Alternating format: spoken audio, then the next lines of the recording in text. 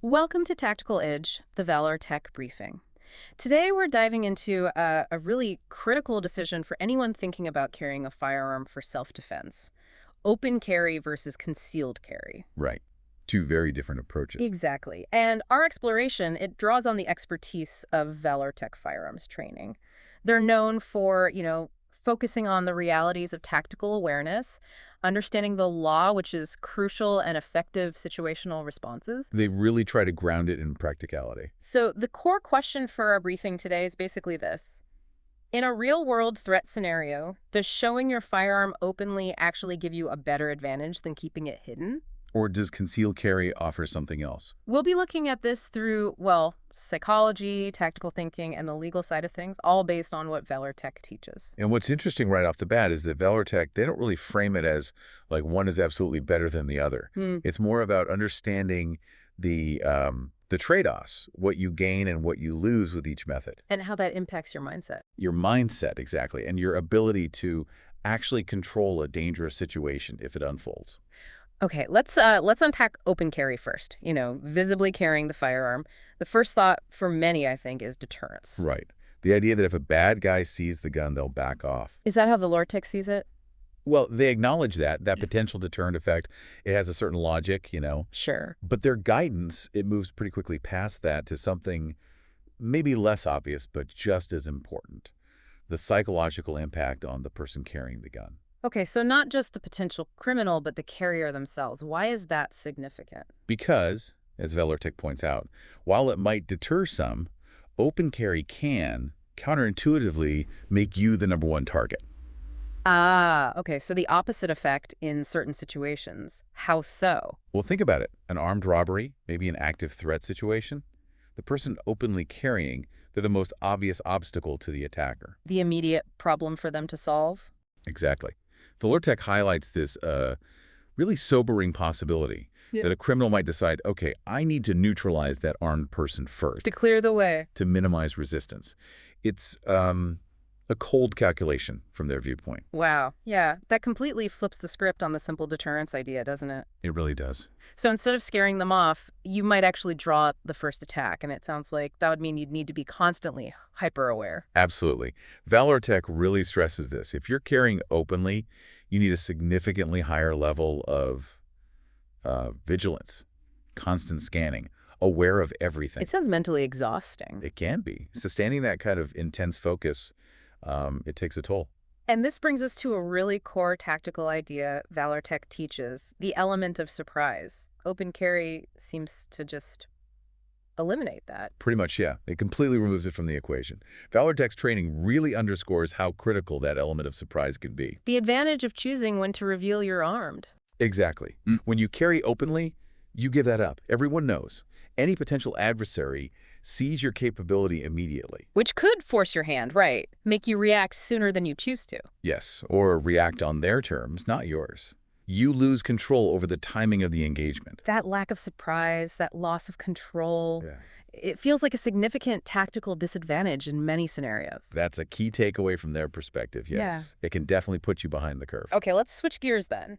Let's look at concealed carry, keeping the firearm hidden. What are the main advantages Valortech points to here? Well, the big one, as Valortech explains it, is discretion. Plain and simple. Blending in. Exactly. By keeping the firearm out of sight, you don't stand out, you avoid unwanted attention. And crucially, you hold on to that element of surprise we just talked about. So you keep that tactical ace up your sleeve, so to speak, deciding when and maybe if the firearm comes into play. Precisely. Concealed carry gives you back that control. Control over the moment of revelation, control over how things might escalate. You get to observe, assess. And then act strategically. Right, based on how the situation is actually developing, not just because someone saw your weapon.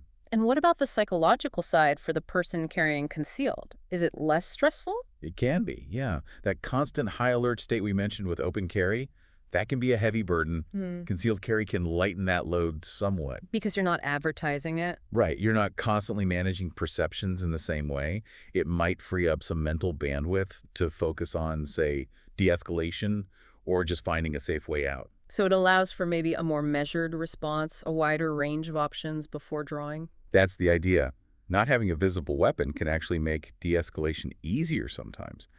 You might resolve things without the gun ever appearing. And Valortech's training for concealed carry focuses on this. Very much so.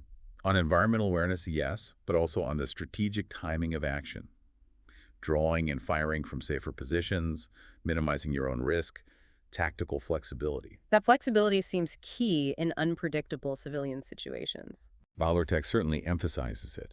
In those fluid, chaotic moments, being able to adapt, to choose your moment, they see that as potentially life-saving. This really gets into something you mentioned earlier, fight psychology.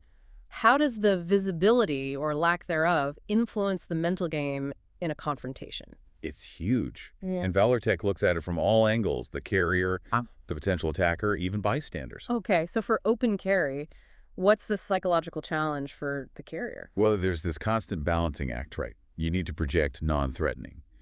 But internally, you have to be ready for lethal force. That sounds like a contradiction almost. It can feel like one. Mm-hmm. It's mentally taxing, this need to manage your image while staying prepared. Valortech talks about the risk of cognitive overload. Just too much to process. And also, related to that, this phenomenon of tunnel vision. Focusing too narrowly. Exactly.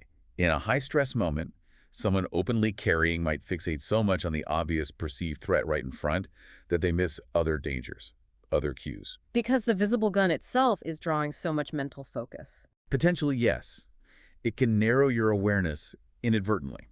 That's a really critical point. So how does concealed carry change those psychological dynamics during a confrontation?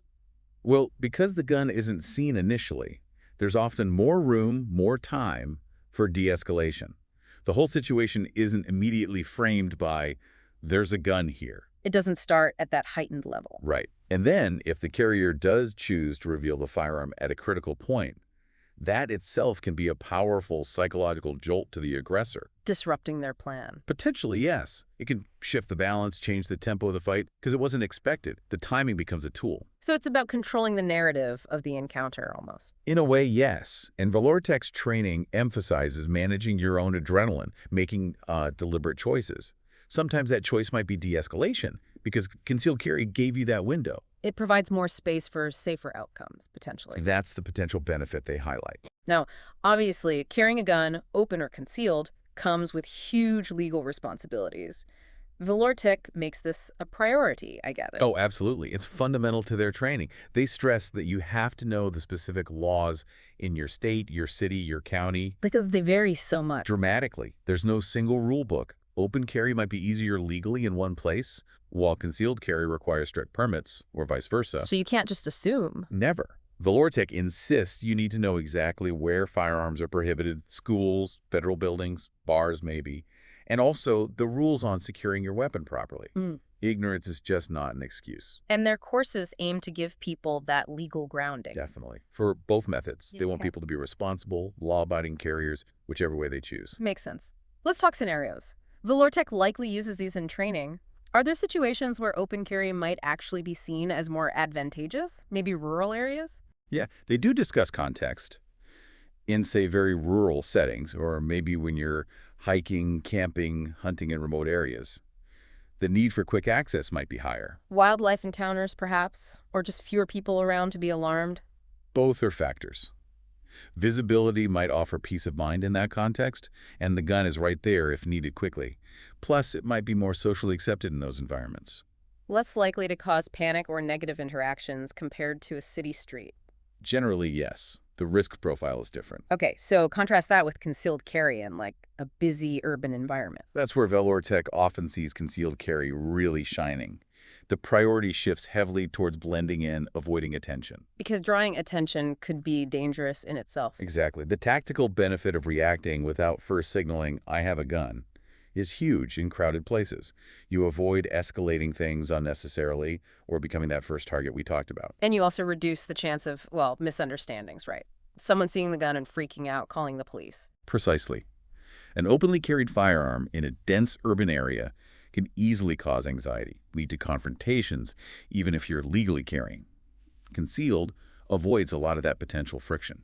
So it really highlights how much the environment dictates the tactical considerations. Absolutely. Context is king.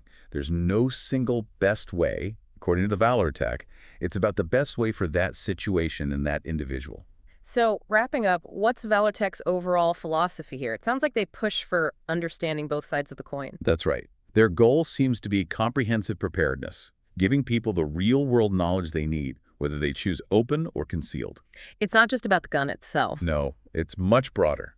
Situational awareness, managing stress, knowing when and how to deploy the firearm effectively and legally, that applies regardless. So, the training provides foundational skills applicable to either choice. Exactly. Their instructors cover the hands-on stuff, the legal education, the psychological prep for both approaches.